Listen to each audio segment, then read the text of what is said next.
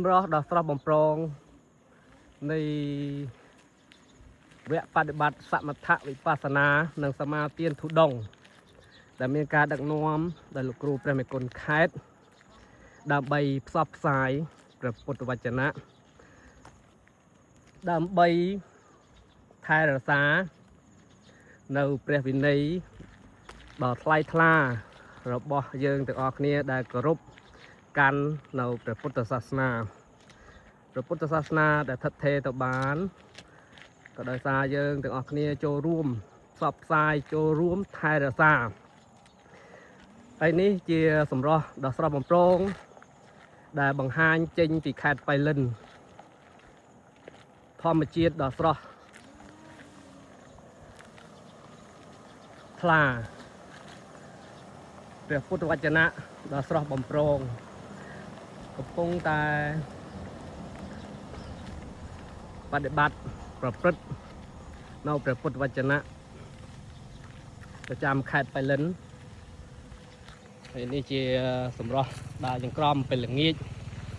ដ៏ស្រស់ថ្លាជាមួយនឹងធម្មជាតិ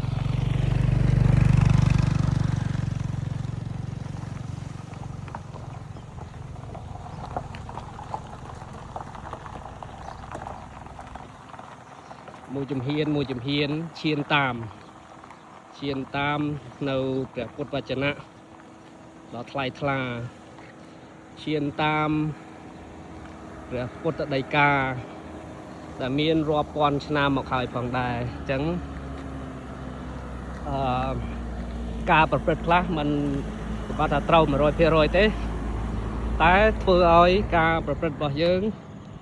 បង្ហាញពីភាពស្រស់ថ្លាជាទីសទ្ធារបស់មហាជន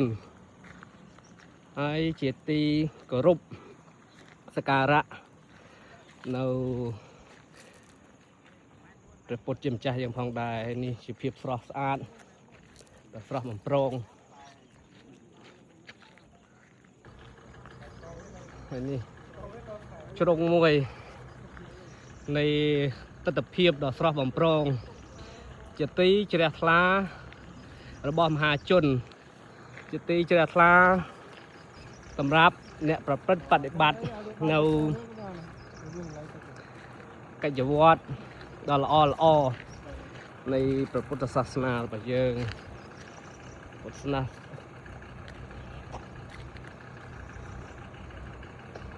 នេះជាជ្រុងដ៏ស្អាតហើយឃើញហើយជាទីជ្រះថ្លាមហាជនមិនថាតែមនុស្សទេទេវតាក៏សទ្ធាជ្រះថ្លានៅពេលឃើញសម្រស់ដ៏ស្រស់បំព្រងដើរចង្ក្រមដើរទីនេះគ្រាន់តែការ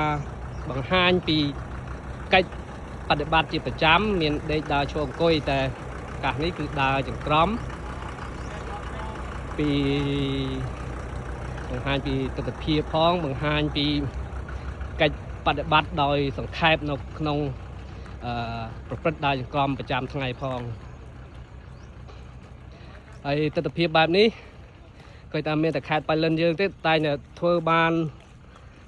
ល្អមិនល្អ 100% ទេតែល្អឃើញហើយជាទីជ្រះថ្លាដល់មហាជនឃើញហើយជាទីផ្សព្វផ្សាយ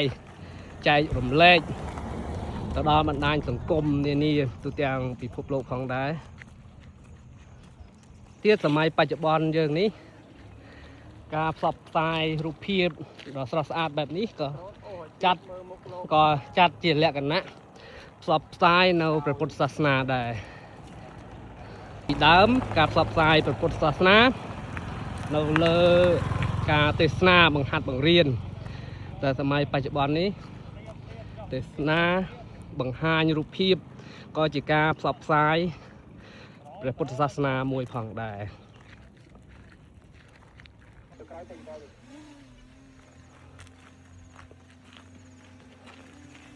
ចំណុចនេះមិនមែន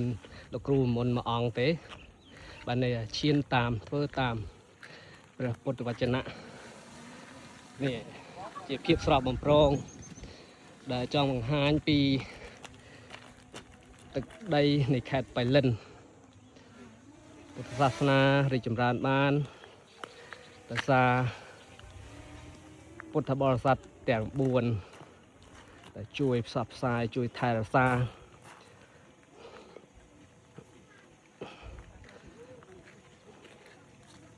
หมวยน้ำเฟอร์หมวยดอง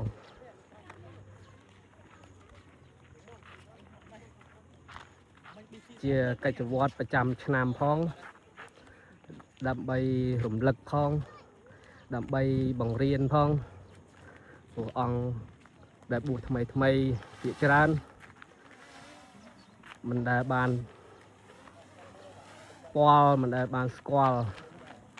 บังเรียนบังฮัดตีกิจวัตรตีแบบบอดดับใบสอบทรายบรรทอตะเตียด